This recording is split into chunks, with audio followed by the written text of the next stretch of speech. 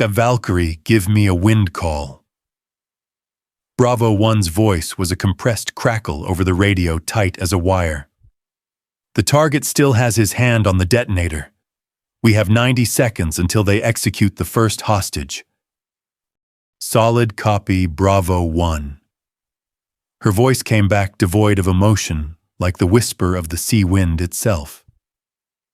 Surface wind is from your 7 o'clock at 14 knots. The trough wind is creating a mirage. The wobble is approximately 3/4 MOA. I need the water to be still. You do not have still water, Valkyrie. The clock is running. Silence. Only her steady, almost mechanical breathing over a private channel. The soft click of metal on metal as she adjusted her scope. Bravo 1. I have eyes on their sniper. Container stack 3 aft deck. He is scanning for my position. Valkyrie, your priority is the man with the detonator. Is that clear? Clear, she replied, her voice turning a degree colder. But the sea wind changes every 20 seconds. I only need 1 second to end them both. On the other end of the line, the SEAL leader clenched his fist. He could not see her, but he could feel the deadly stillness emanating from her position, a silence more terrifying than the coming storm.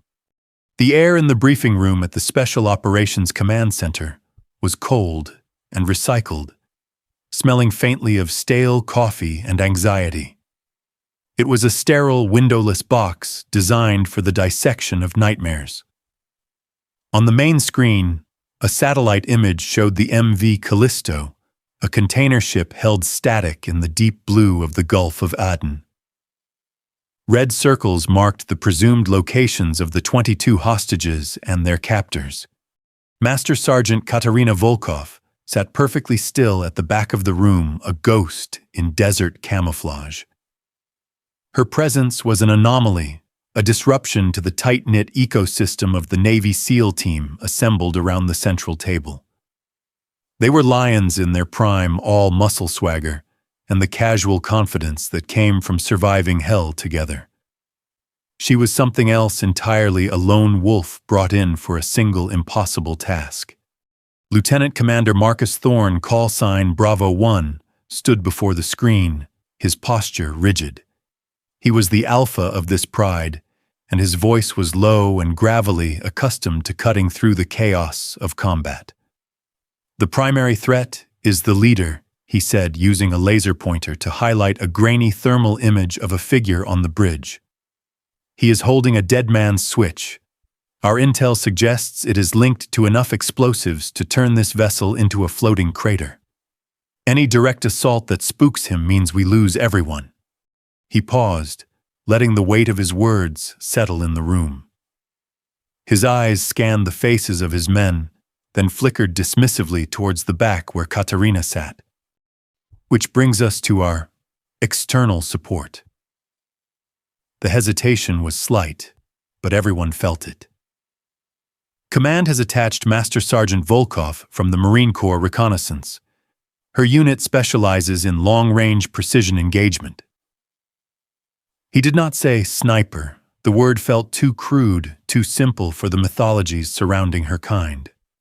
Stita, the proposed solution. Thorne continued, his tone laced with a skepticism he barely tried to conceal, is a single shot, from a distance of 2,940 meters, from a land-based position, at night, across open water. A few of the SEALs shifted in their seats. One cleared his throat. It was a shot that bordered on the fantastical, a shot that left no room for error, for a gust of wind, for a single unpredictable wave. Master Sergeant, Thorne said, finally addressing her directly, his gaze a challenge. Your file is impressive. A lot of confirmed kills at remarkable distances. But this is not a static target in the desert. This is a hand. A hand holding a trigger on a ship that is constantly moving in an environment that is famously unstable. Can you guarantee that shot Katerina's eyes, a pale, piercing blue, met his. She did not flinch, did not react to the implicit distrust. Her voice, when she finally spoke, was calm and measured, devoid of emotion, like the recitation of a mathematical formula. "I do not guarantee outcomes, Lieutenant Commander. I only guarantee the precision of the attempt." She leaned forward slightly, her focus absolute. "Your team needs to be ready to move the exact second the bullet impacts. The target's hand will be neutralized, but his body will still fall. The window will be less than 2 seconds." Thorne stared at her for a long moment, searching for any hint of bravado or uncertainty. He found neither. He only found a chilling, absolute stillness. The mission was a go, and its linchpin was this quiet, unreadable woman. His men's lives and the lives of 22 civilians rested on the flight of a single piece of lead, fired by someone who was not one of them. The silence in the room was heavier than any armor. "All right," Thorne said, turning back to the screen, the decision made, but the doubt still lingering in the air. "Let's get to work." The armory was a sanctuary of steel and solvent. Unlike the tense, sterile environment of the briefing room, this space was alive with the familiar smells of CLP oil and worn metal. It was a place of quiet, methodical work, and for Katerina it was the closest thing to a church she had ever known. Her rifle case lay open on a long workbench, its foam interior custom cut to cradle the disassembled components of her M107A1. To a casual observer, it was just a weapon, a brutally effective tool of war. To her, it was a finely tuned instrument, and she was its demanding conductor. Her movements were economical and precise, a liturgy she had performed thousands of times. She cleaned every part not with the rote motion of a soldier performing maintenance, but with the focused touch of a watchmaker. The bolt carrier group, the heavy barrel, the trigger assembly. Each piece was inspected under a magnifying lamp for microscopic fissures or wear that could alter the harmony of the shot. This was her ritual, the place where she stripped away the chaos of the world and was left with only a series of physical certainties. A young logistics sergeant, eager but green, rolled a cart over with a heavy crate of ammunition. "Master Sergeant, your 50 BMG as requested." Katerina did not look up from her work. "Check the requisition form again, Sergeant. I need the Raufoss MK211 multi-purpose rounds." The sergeant frowned, confused. "Ma'am, this is standard issue match grade. It's top of the line." "I see. It is not what I require." Katerina stated, her voice soft but unyielding. "The mission parameters necessitate a projectile with specific terminal ballistics. The standard round is insufficient. Please retrieve the correct order." Her insistence, devoid of any explanation, clearly irked the young man. He saw a difficult specialist, not a master of a demanding craft. With a sigh, he wheeled the crate away. It was a friction she was accustomed to. Her needs rarely fit into the neat boxes of standard military logistics.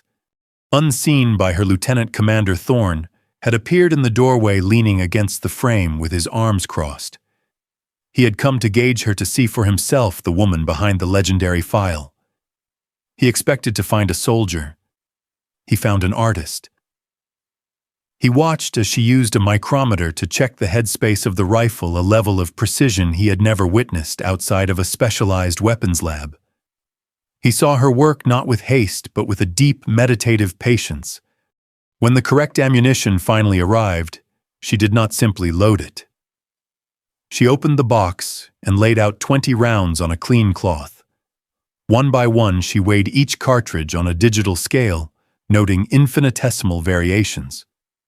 She rolled them across a flat piece of glass, watching for any wobble that would indicate an imperfect seating of the bullet. She was eliminating variables, waging a private war against chance itself. Thorne remained silent in the doorway, his skepticism slowly being replaced by a grudging, profound respect. This was not arrogance. This was not ego. This was a form of devotion he had only ever seen in the most elite bomb disposal technicians, a complete and total submission to the unforgiving physics of their chosen profession. He understood now that her quiet confidence was not born of pride, but forged in this crucible of obsessive perfectionism. She was not gambling on a miracle shot. She was methodically constructing its success piece by meticulous piece. He turned and left as quietly as he had arrived.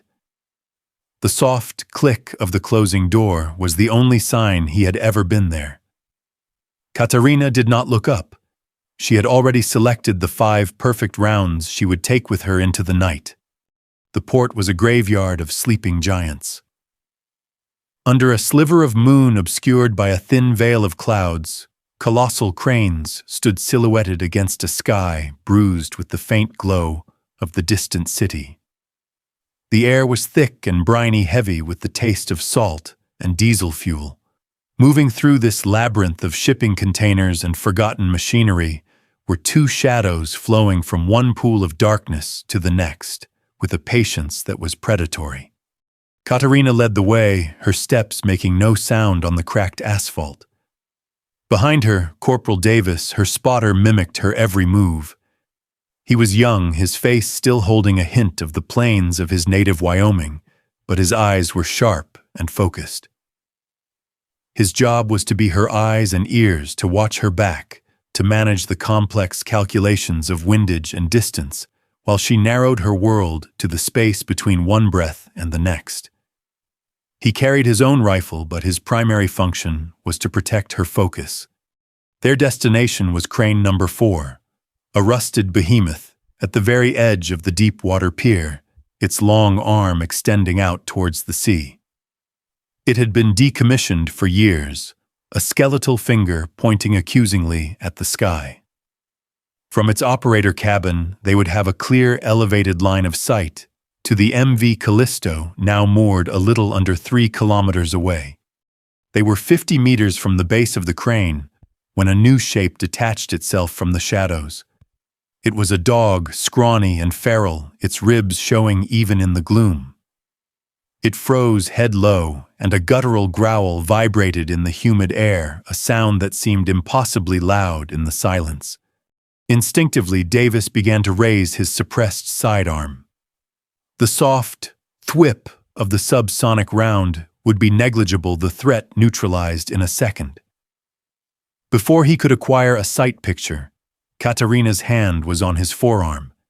It was not a suggestion. It was an absolute command conveyed through the firm, steady pressure of her grip. He froze his eyes wide, questioning her. Katerina's movements were slow, deliberate. She never took her eyes off the dog. She reached into a thigh pocket, her fingers finding the dense foil-wrapped block of a ration bar. She broke off a piece and with a gentle underhand motion tossed it onto the ground about 10 feet to their left. The dog stopped growling. It watched the small object, its head cocked. The scent of nutrient paste, a bizarre but compelling offering, reached its nose. For a long moment, instinct warred with instinct, territorial aggression versus raw, desperate hunger. Hunger won. The dog crept forward, snatched the ration bar, and vanished back into the shadows from which it came. Davis slowly lowered his weapon, a silent exhale of breath he did not realize he was holding. He looked at Katerina, but she was already moving forward again, the incident over her focus already on the next step. In that small, quiet act, he learned more about her than her entire legendary service record could ever tell him. It was not sentimentality. It was control, a refusal to introduce a single unnecessary act of violence into an already violent world. The climb was treacherous. The crane's metal rungs were slick with sea spray and corrosion groaning in protest under their combined weight. The wind was stronger up here, a mournful sigh that whipped around the steel lattice. When they finally pulled themselves into the cramped operator's cabin, the world fell away beneath them. Through the grimy plexiglass windows, the MV Callisto was a dark, brooding shape on the water, a prison adrift in the night. Katerina unpacked her rifle, assembling it with the same quiet reverence she had shown in the armory.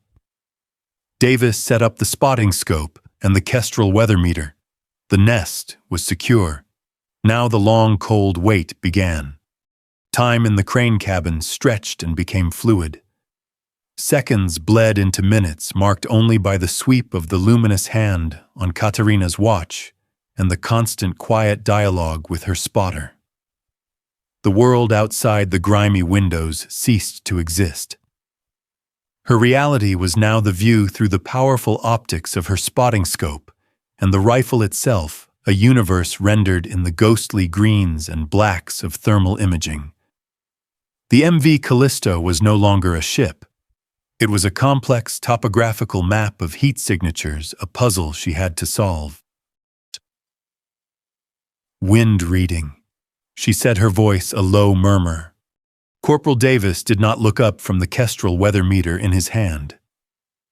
Holding at 7 o'clock speed is variable, down to 10 knots, now gusting to 14. Humidity is rising.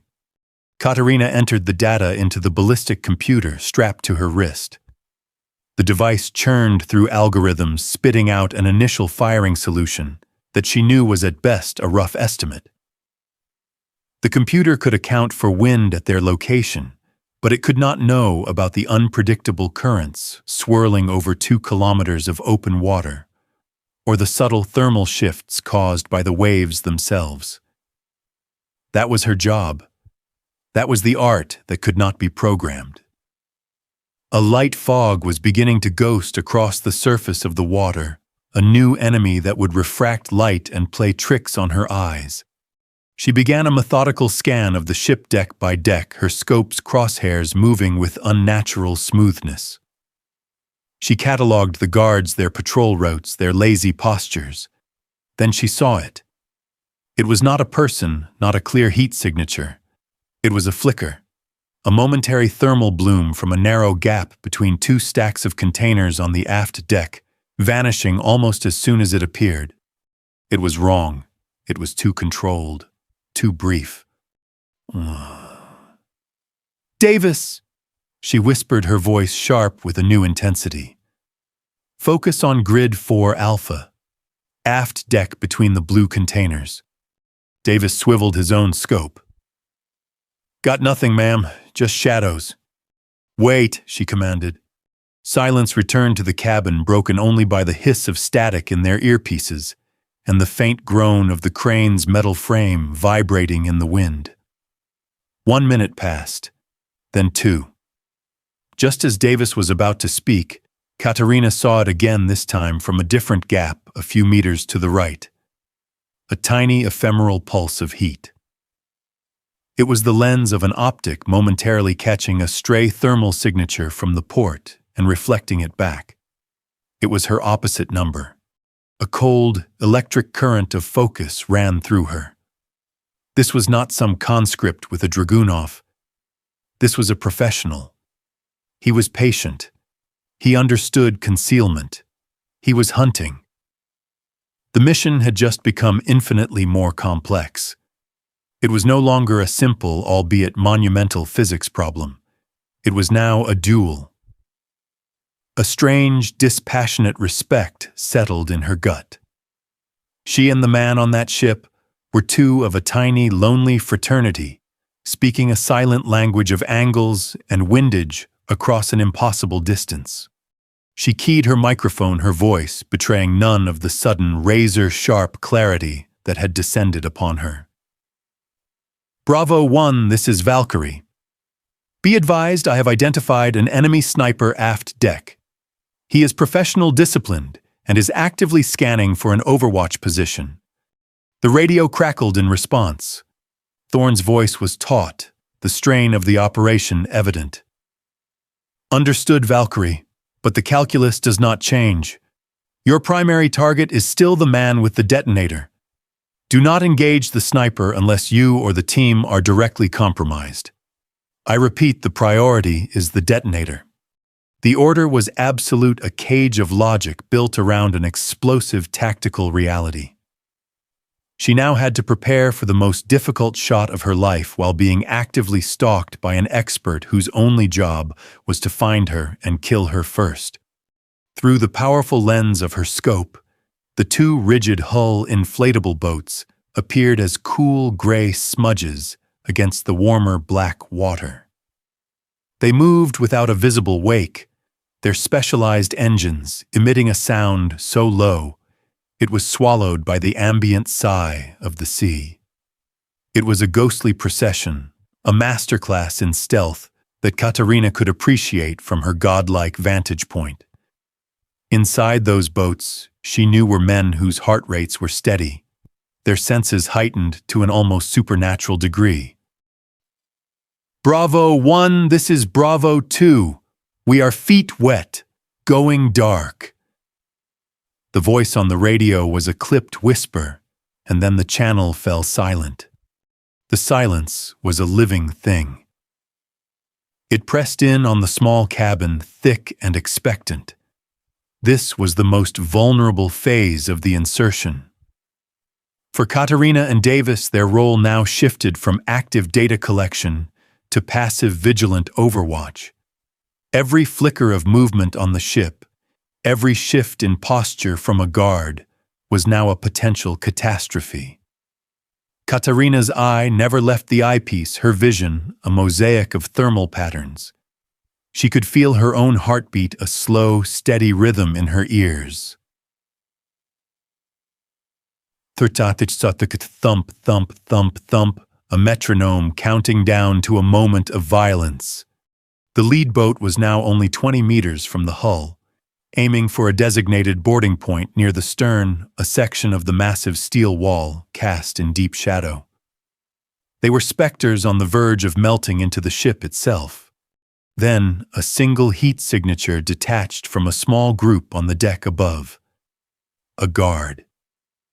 He walked with a lazy, bored gait toward the railing directly overlooking the SEAL's approach vector. In Katerina's scope, the bright orange cherry of his cigarette was a miniature sun.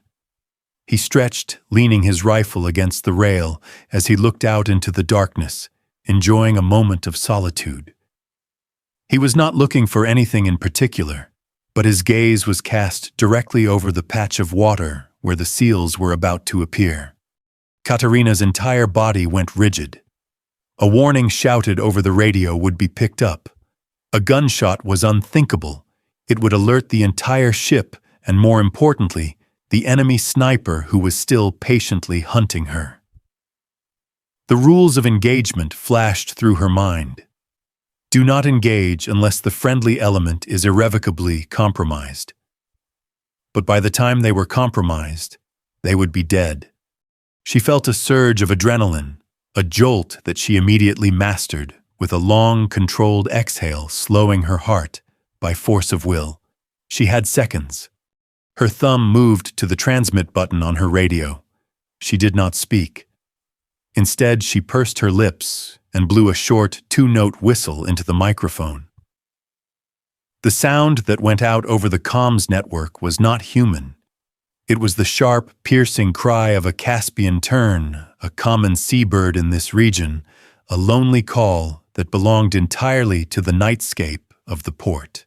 It was one of 17 pre-approved non-verbal environmental signals designed for just such a scenario. Down on the water, the effect was instantaneous. The lead RHIB killed its momentum, its forward motion ceasing so completely that it looked like a glitch in her thermal feed. The boat and its occupants became inert, indistinguishable from the other pieces of flotsam and jetsam that littered the harbor. High above them on the ship, the guard took one last drag from his cigarette. He flicked the butt over the side, a tiny orange spark that traced a brief arc through the air before hitting the water and extinguishing with a hiss no one could hear. He picked up his rifle, stretched once more, and ambled back to his post. The threat had passed. Katerina watched him go, her index finger resting weightlessly on the cold, curved steel of the trigger. She had just saved the mission, and the loudest sound she had made was the whisper of the wind. "Bravo team is on deck, moving to starboard consolidation point." The whisper over the comms channel was the starting pistol for the second, more dangerous phase of the operation. From her nest, Katerina watched the green heat signatures of the seals melt from the edge of the ship into the warren of shadows cast by the shipping containers. They moved with a fluid, terrifying grace, but as she tracked their planned route to the bridge, a cold knot of certainty tightened in her stomach. The enemy sniper was not just a threat, he was a gatekeeper. From his elevated and shifting positions, he had created a tactical masterpiece of overlapping kill zones. The path of least resistance for the SEALs was a fatal funnel, a 30-meter stretch of exposed deck they would have to cross to reach the superstructure. Thorn, on the ground, could see the cover immediately in front of him. Katerina, miles away, could see the whole chessboard. She keyed her mic, her voice remaining level factual. "Bravo 1, and this is Valkyrie. Be advised, your planned route to the bridge will take you through the sniper's primary field of fire. He has a full deck solution from his current position." Thorn's reply was immediate, clipped, with the pressure of a man on the ground. "Copy that, Valkyrie. We see the exposure. We will use the containers for bounding cover. Keep your scope on the trigger man. Stand by for our signal." "To negative Bravo 1. Katerina countered, her tone hardening almost imperceptibly. The politeness of military protocol was fraying. "Bounding will not work. His firing apertures are multiple and staggered. He will acquire a target before your second man leaves cover. You need me to neutralize him first." The static crackled between their transmissions, a sound like grinding teeth. Thorn's frustration was now audible in his breathing. "We do not have the time for a separate engagement, Valkyrie. If you fire on the sniper, the whole ship knows we are here. We lose the window on the primary. The detonator is the priority." They were trapped in a perfect tactical dilemma. Attacking the sniper would compromise the mission. Ignoring the sniper would get the team killed. They were staring at two different versions of failure. In the silence, Katerina's mind was racing, her brain, a biological ballistic computer, weighing variables Thorn could not even see. Wind distance, bullet flight time, human reaction time, the subtle rhythm of the ship's sway. An idea took shape, an idea so audacious, so far outside the bounds of doctrine, that it felt like madness. "Bravo 1. She said, her voice now dropping into a lower, intensely focused register. "I can take both." A pause. "Say again, Valkyrie." "I will engage both targets, sequentially. I will fire on the trigger man's hand. In the 4 seconds it takes for that bullet to travel, I will have already adjusted my aim and fired on the sniper. It will require a stable wind window, but it is possible." On the deck of the MV Callisto, crouched behind a large ventilation unit, Marcus Thorn closed his eyes. What she was proposing was not a military tactic. It was a legend from a shooting range, a tall tale told over beers. 2 perfect shots at nearly 3 kilometers at 2 different targets, executed in under 5 seconds. Every instinct, every ounce of his SEAL training screamed that this was an unacceptable risk. But then he remembered the calm authority in the armory, the impossible prescience of the bird call. He was caught between the rigid doctrine that had kept him alive for 15 years and a burgeoning, terrifying trust in the quiet woman in the crane. The silence on the radio stretched into an eternity. 7 lives on the deck of that ship, and 22 more in the bridge, all hung in that void. Finally, Thorn opened his eyes. The decision was made. "Affirmative, Valkyrie." He breathed into his mic, his voice now devoid of its earlier agitation, replaced by a grim, absolute resolve. "The whole mission is on you. We will move on your mark." The weight of his words crossed the miles of dark water and settled onto Katerina's shoulders. It was heavier than her rifle, colder than the wind. It was the weight of total trust. Ma'am, the Mirage is getting worse." Corporal Davis said, his voice tight with concern. He tapped the screen of the ruggedized tablet displaying their firing solution. The numbers were fluctuating wildly. "The computer cannot get a solid lock. The thermal variance over the water is throwing off every calculation." Katerina remained silent for a moment, her eye pressed to the rubber cup of the scope. The world she saw was not solid. The distant ship, the figures on its deck, they all wavered and danced as if viewed through the heat rising from a summer road. It was a beautiful, deadly illusion. "The computer is failing because it assumes the atmosphere is a uniform medium." She finally explained, her voice as calm as a lecturer in a classroom. "It is not." She did not need to look at Davis to know he was listening intently. "What you are seeing is called trough wind mirage. The water at the crest of a wave is exposed to the air and cools slightly. In the trough between the waves, the air is trapped warmer and less dense. Our bullet's path will cross hundreds of these invisible shifting lenses. Each one will bend its trajectory in a way the computer cannot predict. It is trying to solve an equation with 1,000 variables that change every second." "So, what is the correction?" Davis asked the question hanging in the air. "What do I input?"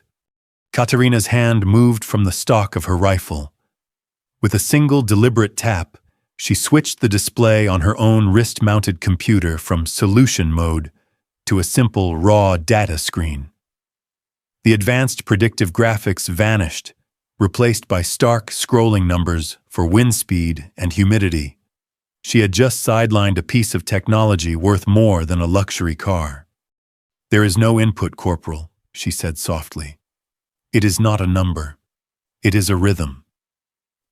As she stared back through the scope, the shimmering image of the target evoked a memory. She was 22 again, lying on a sun-baked range in the Mojave Desert. Her instructor, a grizzled master gunnery sergeant named Kai, stood over her. The mirage from the hot sand was making her shots drift unpredictably. She had been getting frustrated, blaming the rifle, the ammunition, the heat. Kai had simply knelt beside her and pointed out at the shimmering air.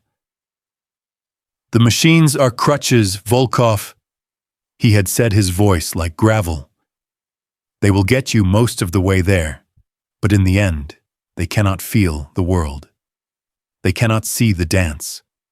Stop fighting the mirage. Watch it. Learn its rhythm. Learn to shoot between its heartbeats." That lesson had become the core of her philosophy. Now, watching the waves roll in the Gulf of Aden, she saw the same principle at work. There was a pattern to the chaos, a cadence to the distortion. A brief moment of clarity would arrive between the crest of one wave and the next, a fleeting window where the lenses aligned just so. It was a window that lasted less than a second, but a second was all she needed. She settled back into the rifle, her body becoming one with the cold steel frame. Her breathing deepened, sinking with the slow, massive swell of the ocean below. She was no longer looking at the target. She was watching the pulse of the sea itself. "I have it," she murmured, more to herself than to Davis. "Just call out the baseline wind. I will do the rest." On the deck of the MV Callisto, the seals were coiled springs of potential energy pressed into the hard angles of the shadows. They were in position, waiting for the signal, Katerina's signal, that would unleash a perfectly choreographed storm of violence. The air itself felt thin, stretched to a breaking point. Every man was a picture of absolute stillness, but inside their minds, the world was moving at 1,000 miles per hour. The break, when it came, was not from them. On Katerina's thermal scope, one of the huddled heat signatures on the bridge, a civilian terrified beyond reason, made a bolt for an open doorway. It was a primal, desperate act of self-preservation, and it was a fatal mistake. A chorus of enraged shouts erupted from the bridge. The faint, frantic sounds carried across the 3 kilometers of water, reaching the crane as ghostly echoes. Through her scope, Katerina saw the scene devolve into chaos. The terrorist leader reacted instantly, shoving the other hostages to the floor. He raised his right hand high, the detonator clearly visible even in the grainy thermal image. It was a gesture of absolute final authority. Any move by the SEALs now would result in the immediate obliteration of the ship. The mission teetered on the brink of catastrophic failure. Then, a brilliant white flash blossomed from the sniper's nest between the containers. Seconds later, the sharp, flat crack of a high-velocity rifle shot slammed into the night, a sound of brutal finality. For a horrifying instant, Katerina thought he had executed the hostage. But the shot was not a killing blow. It was a statement. The round impacted the steel deck a few feet in front of the fleeing man, kicking up a shower of white-hot sparks that flared brilliantly in her thermal scope. It was a warning shot fired with contemptuous precision. The hostage screamed and stumbled, brought down more by terror than the shrapnel, and was immediately pounced upon by another guard who dragged him back into the bridge. Despite the violence, the action was a critical piece of intelligence. They had not killed him. They wanted their leverage intact.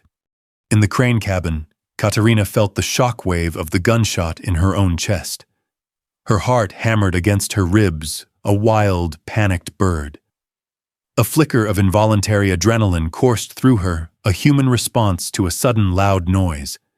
She crushed it instantly. A long, slow breath in through the nose held for 4 counts out through the mouth. Her heart rate began to drop, forced back into its disciplined metronomic rhythm. She could not afford the tremor of adrenaline. Not now. The shouting on the ship subsided, replaced by a tense, ringing silence that was somehow more menacing than the noise it replaced. The element of surprise was gone. The terrorists were now a hornet's nest, kicked and angry. Thorne's voice cut through the static, stripped of all procedural calm. It was low, urgent, and deadly serious. They are spooked. Our window is closing. The plan has changed. A pause. All elements prepare to act on Valkyrie's signal. I say again, we move on her mark. The fragile, carefully constructed plan had shattered. The initiative was lost. Everything, the assault, the lives of the hostages, the fates of the men below, now rested entirely on her. The weight of Thorne's command settled not as a burden, but as a focusing lens. All the variables, all the anxieties, all the external pressures were now distilled down to a single crystalline purpose. Find the moment. End it. Katerina watched the world through her scope, but her focus was not on the targets themselves. She was watching the air. She saw the invisible currents as they swirled and eddied across the vast expanse of water. Davis continued to call out the wind speeds in a low monotone, but his words were only a secondary confirmation of what she could already feel. She was looking for the lull, the brief, predictable pause between the exhalation of one gust and the inhalation of the next. And then she saw it coming. A subtle smoothing of the Mirage, a momentary peace in the chaotic dance. It was her window. It would last no more than 5 seconds. Stand by, she breathed. Her thumb depressed a small stud on the rifle's forestock. Across 3 kilometers of night, a beam of infrared energy invisible to any naked eye lanced out and painted a small, brilliant star on the back of the terrorist leader's hand. Through her scope, which fused thermal and night vision imagery, the IR dot pulsed like a malevolent heartbeat. It was the point of impact. The single coordinate in space-time where the mission would either succeed or fail. She held it there for 1.5 seconds, burning the exact location into her memory, mapping it relative to the man's watchband and the cuff of his sleeve. But she could feel the seconds stretching, feel the risk growing. An IR laser was a silent shout in the dark to anyone else equipped to see it. As if summoned by that thought, the enemy sniper moved. His previous scanning had been patient, methodical. Now it was urgent. He snapped his rifle to a new position, sweeping the dark industrial shoreline. Some sixth sense, some predator's intuition, had told him that the rules had just changed. He was no longer just watching. He was actively hunting her. Katerina's thumb released the stud. The IR star vanished. The connection was broken. Now there was only her, the rifle, and the memory of that dot. The world outside the circle of her scope dissolved. The metallic groan of the crane, the scent of salt and rust, the presence of Davis beside her, it all faded into a distant, irrelevant hum. Her consciousness collapsed into the narrow space between her eye and the lens. Her breathing became a shallow, almost imperceptible rise and fall of her chest. Her heartbeat was a slow, heavy drum, each beat pushing the nutrient-rich blood to her optic nerve, to the muscles in her back, to the single sensitive nerve endings in the pad of her index finger. The cold, curved metal of the trigger rested against her skin. She applied the slightest pressure, taking up the slack feeling, the delicate click, as the sear engaged. She was perfectly balanced on the knife edge between absolute stillness and violent action. She had the firing solution calculated in her mind. She had the 2 target points locked in her memory. The rhythm of the sea was in her blood. Everything was aligned. Her lips barely moved as she keyed the microphone. Her voice was a ghost, a whisper of sound that was the harbinger of the storm to come. His Valkyrie is set, standing by for final confirmation. Thorne's voice came back over the radio, a single word forged in pressure and trust, a word that unleashed the storm. Execute. Katerina's world had already contracted to the point where the word was not a command, but simply the last piece of data she needed. Her lungs were empty, her body locked in the perfect stillness that exists in the space between heartbeats. Her finger tightened on the trigger, a slow, steady press of a few ounces that would move a mountain. The rifle erupted.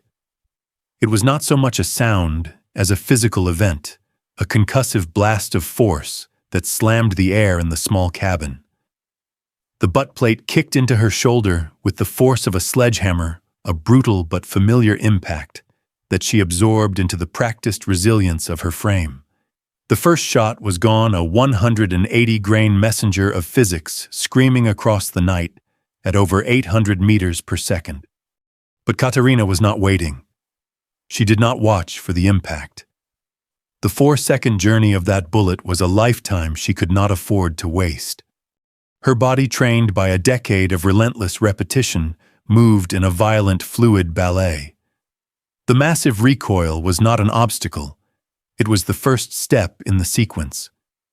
Her right hand flew to the bolt, yanking it back with brutal efficiency, the heavy brass casing of the first round ejecting with a sharp metallic clang. She drove the bolt forward, chambering the second round. The entire action was a single explosive motion that took less than a second. In that same fraction of time, her aim shifted. It was a minuscule adjustment, a movement of millimeters guided by pure muscle memory.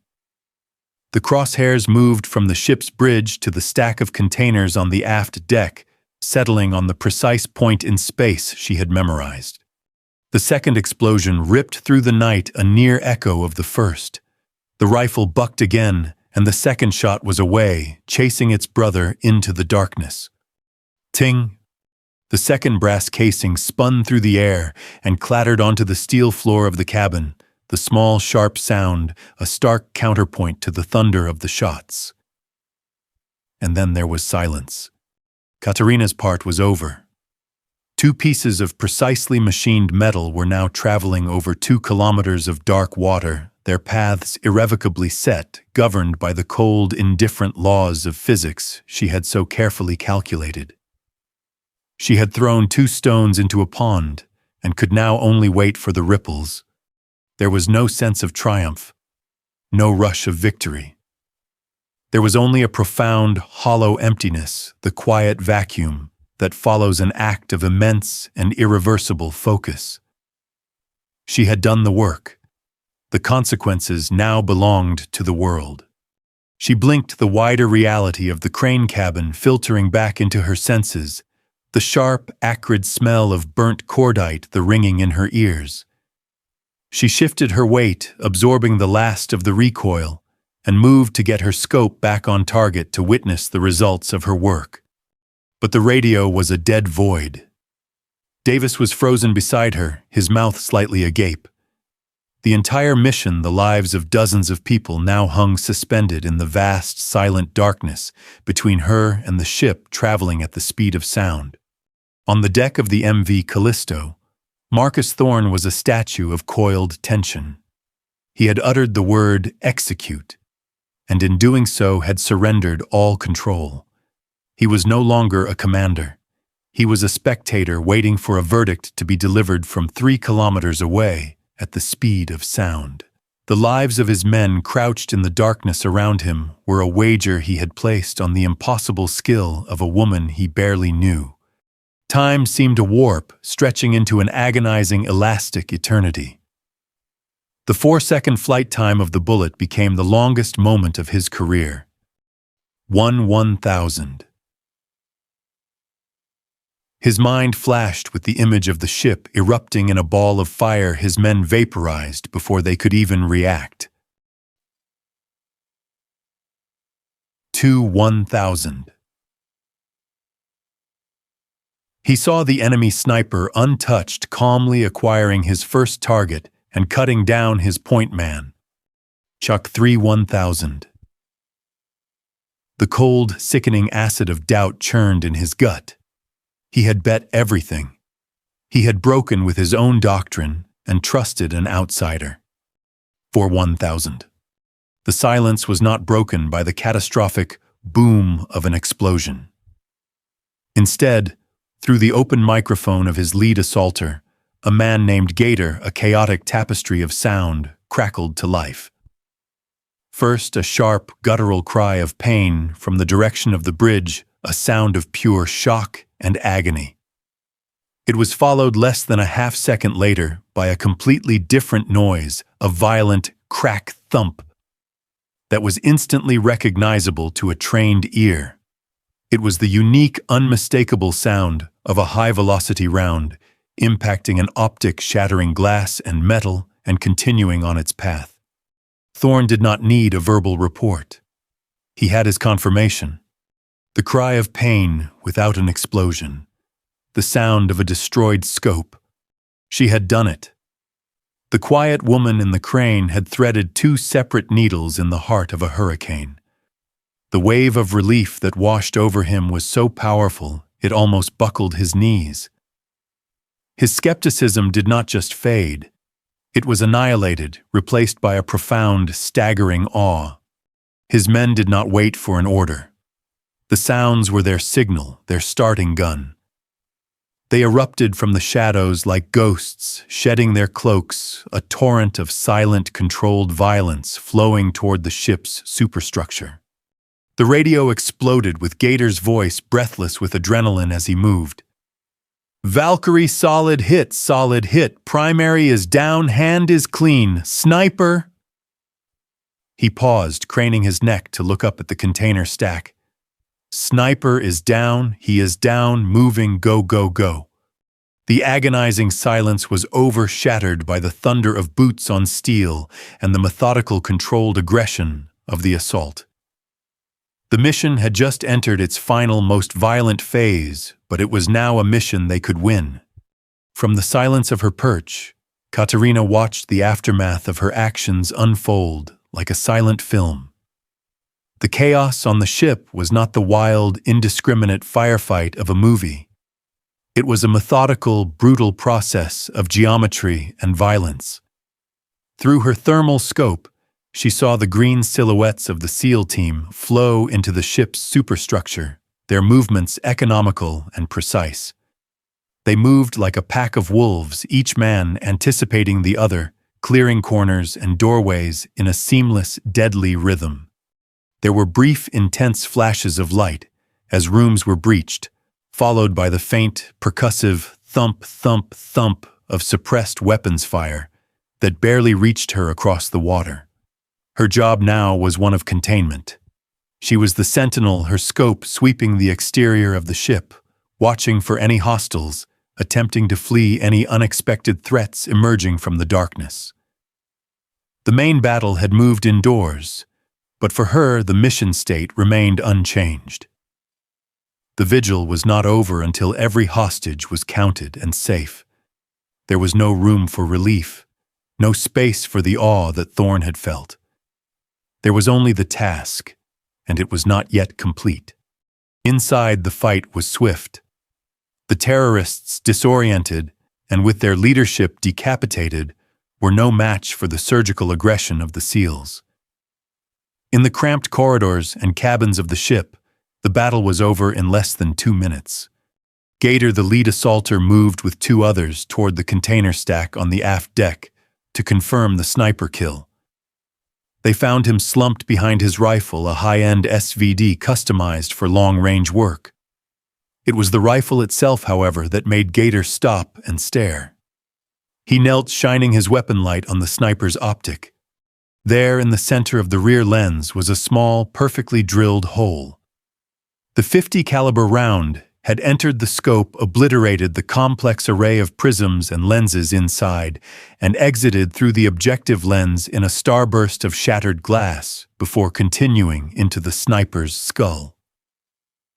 A 3-kilometer shot through the eye of the needle. Gator had seen legendary marksmanship in his career, but this was something else. This was a statistical impossibility made real.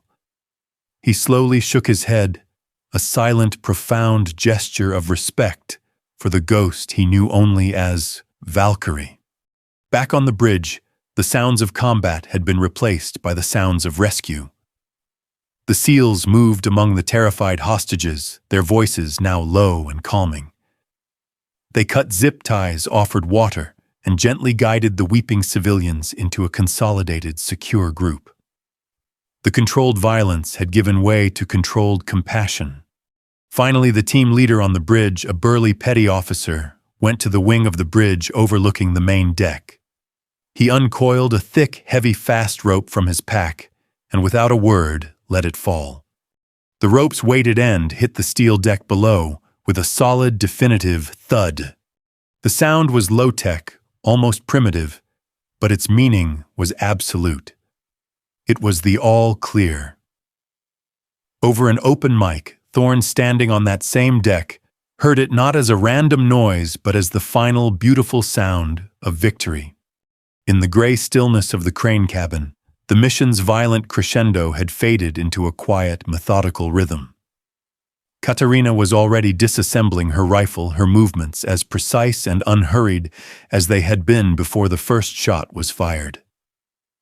The tension had evaporated from the air, leaving behind the heavy calm of a completed task. Her part was done. She was a ghost, preparing to melt back into the shadows. The radio crackled, pulling her from her work. It was Thorne's voice, formal and clear, delivering the initial situation report. Valkyrie, this is Bravo 1. All hostiles are neutralized. All hostages are secure and accounted for. We have 0 friendly casualties. Good work. Copy that, Bravo 1. Katarina replied, her own voice flat, professional. Acknowledged. A standard exchange, a clean end to a successful operation. But then silence. The channel remained open, filled only with the soft hiss of static. She expected him to sign off to move on to the complex logistics of extraction. The pause stretched, becoming awkward. Beside her, Davis looked over, a curious expression on his face.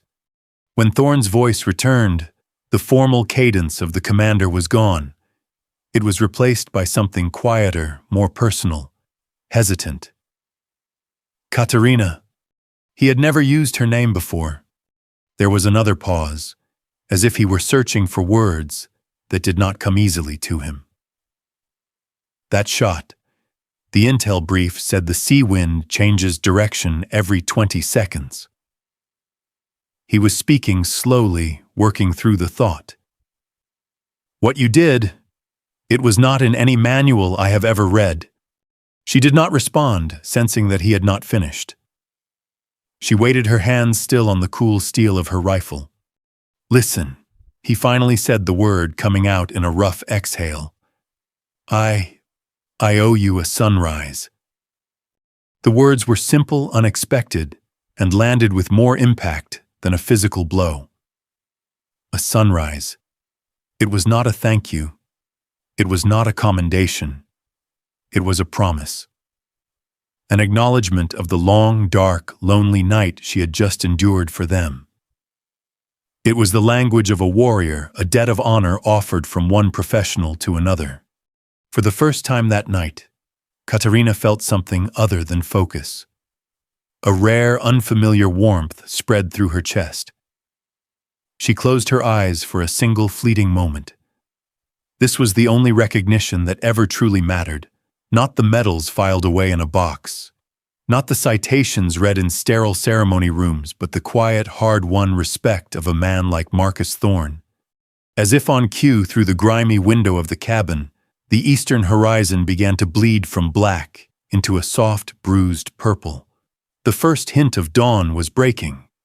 Thorne's command voice returned, but it was irrevocably changed.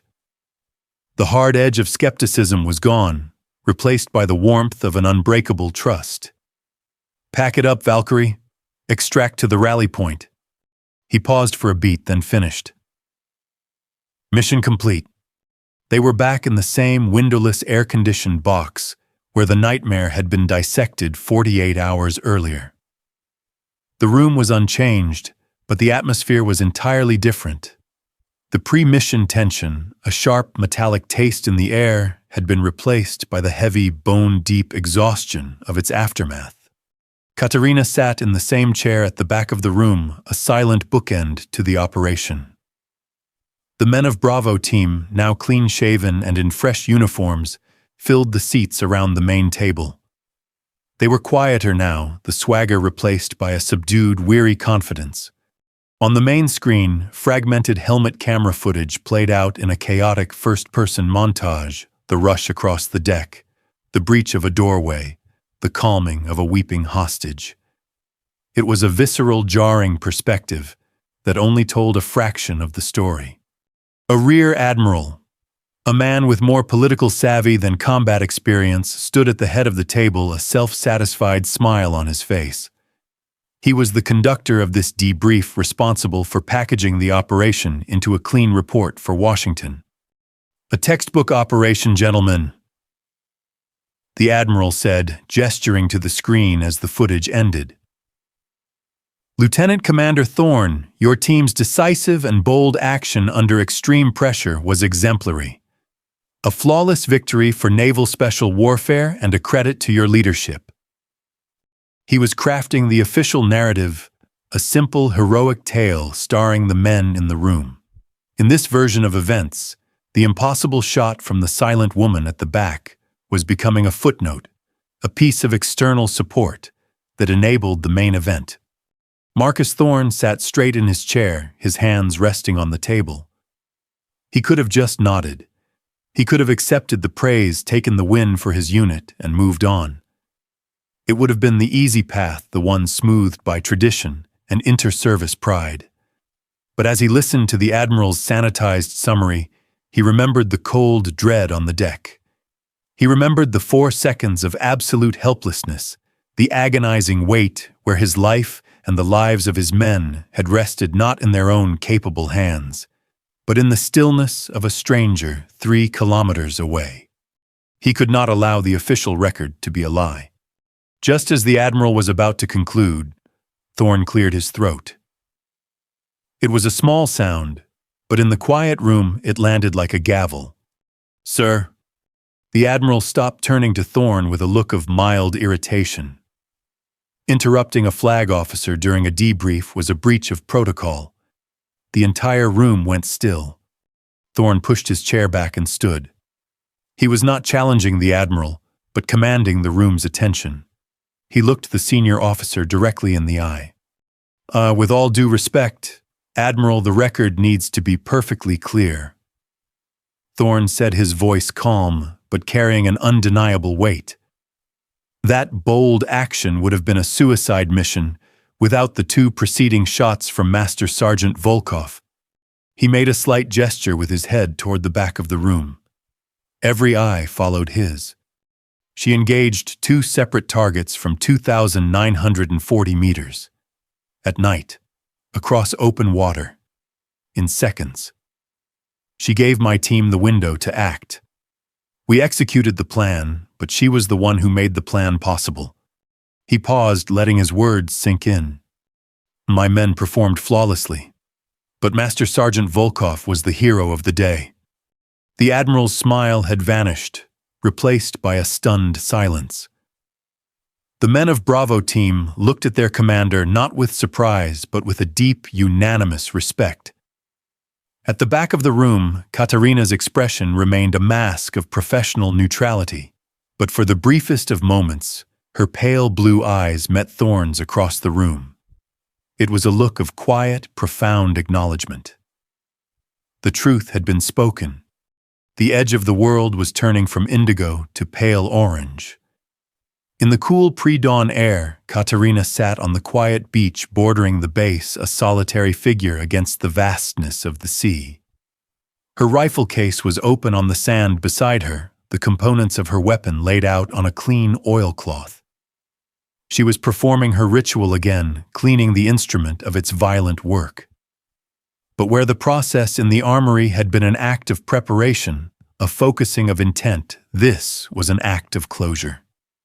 A quiet, methodical purification. The only sounds were the gentle shushing of the waves on the sand and the precise metallic clicks of her rifle being reassembled. This was her peace, the place where the thunderous noise of her profession faded into a manageable silence.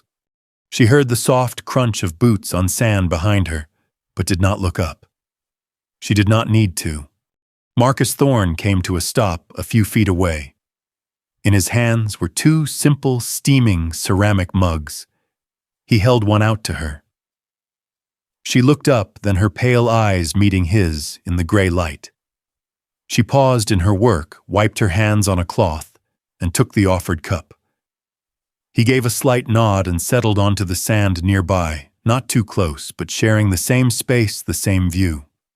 They sat in a comfortable, profound silence. There were no more words that needed to be said. His public defense of her in the debrief was for the official record, for history. This was for them. To speak now would be to cheapen the perfect unspoken understanding that had been forged in the crucible of the last 2 days. Katarina cradled the warm mug in her hands, the heat a welcome anchor against the cool morning. She looked out at the horizon, where the sun was now a brilliant, burning sliver. She understood. This was the sunrise he had promised her. It was not just a celestial event. It was this moment. A moment of shared stillness, of acknowledgement that went deeper than language. It was a silent testament to the lonely vigil she kept, a vigil he now fully understood. The sun broke free from the water, flooding the sky with glorious color. They sat together and watched it climb, 2 warriors from different worlds, a man of the tumultuous sea and a woman of the invisible wind, bound by a single impossible night. The promise had been kept. The new day had arrived. This story was always about the space between the sounds, the silence between breaths, the quiet understanding that passes between 2 professionals in a glance, and the 4 seconds of absolute stillness as a bullet travels through the night. It is a tribute to the silent hero, the one whose name is never in the headlines, whose courage is measured not in medals, but in the quiet fulfillment of a promise. The bond between Katarina and Thorn is a testament to the idea that the deepest respect is not spoken in praise but earned in shared moments of impossible pressure and acknowledged in the simple, profound gesture of sharing a sunrise. These are the narratives that explore the humanity behind the uniform, focusing on the internal battles that rage long after the guns fall silent. They are studies of character discipline and the quiet dignity of those who accept the heaviest burdens without asking for recognition. If these themes of quiet courage and unspoken honor resonate with you, and if you wish to explore more stories that delve into the heart and mind of the warrior, consider subscribing to the channel. We are dedicated to telling the tales that are often lived but rarely told. Thank you for watching The Dawn with us.